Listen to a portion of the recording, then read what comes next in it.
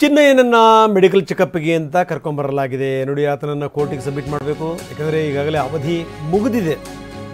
ಮತ್ತೆ ಅವ್ರನ್ನ ಕಸ್ಟಡಿಗೆ ಕೇಳುವಂಥ ಸಾಧ್ಯತೆ ಕಡಿಮೆ. ನ್ಯಾಯಾಂಗ ಬಂಧನ ಆಗ್ಬೋದು.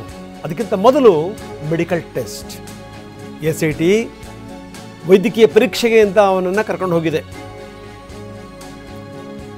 ಟೆಸ್ಟ್ ಆದ ಮೇಲೆ ಆತ ಕೋರ್ಟಿಗೆ ಹಾಜರಾಗ್ತಾನೆ.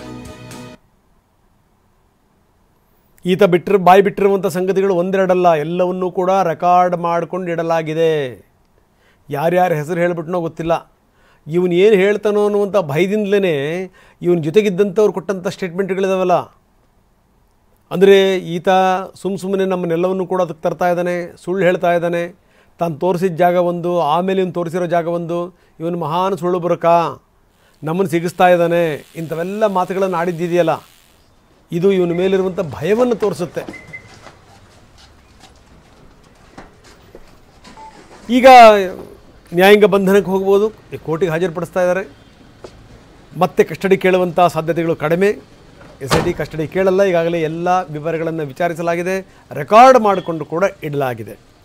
ಹೀಗಾಗಿ ಏನಂದರೆ ಹಲವಾರು ಸಂಗತಿಗಳನ್ನು ಬಾಯ್ಬಿಟ್ಟಿದ್ದಾನೆ. ಅದಕ್ಕಿಂತ ಮೊದಲು ಕೋರ್ಟಿಗೆ ಸಬ್ಮಿಟ್ ಮಾಡೋಕ್ಕಿಂತ ಮೊದಲು ಆತನನ್ನು ವೈದ್ಯಕೀಯ ಪರೀಕ್ಷೆಗೆ ಕರೆದುಕೊಂಡು ಬರಲಾಗಿತ್ತು. ಬೆಳ್ತಂಗಡಿಯ ದೃಶ್ಯಾವಳಿಗಳನ್ನು ನಾವು ನಿಮಗೆ ತೋರಿಸ್ತಾ ಇದ್ದೀವಿ. ಲೈವ್ ದೃಶ್ಯಾವಳಿಗಳು, ಎಕ್ಸ್ಕ್ಲೂಸಿವ್ ದೃಶ್ಯಾವಳಿಗಳು. ಮೆಡಿಕಲ್ ಟೆಸ್ಟ್ ಆತ ಬಂದಿದ್ದಾನೆ. ಮೆಡಿಕಲ್ ಟೆಸ್ಟಿನ ನಂತರ ಆತನನ್ನು ಮೆಡಿಕಲ್ ಟೆಸ್ಟ್ ಮುಗಿದು ಆತನನ್ನು ಕರ್ಕೊಂಡು ಹೋಗ್ತಾ ಇದ್ದಾರೆ. ಆ ದೃಶ್ಯಾವಳಿಗಳನ್ನು ನಾವು ನಿಮಗೆ ತೋರಿಸ್ತಾ ಇದ್ದೀವಿ. ಇಲ್ಲಿಂದ ನೇರವಾಗಿ ಕೋರ್ಟಿಗೆ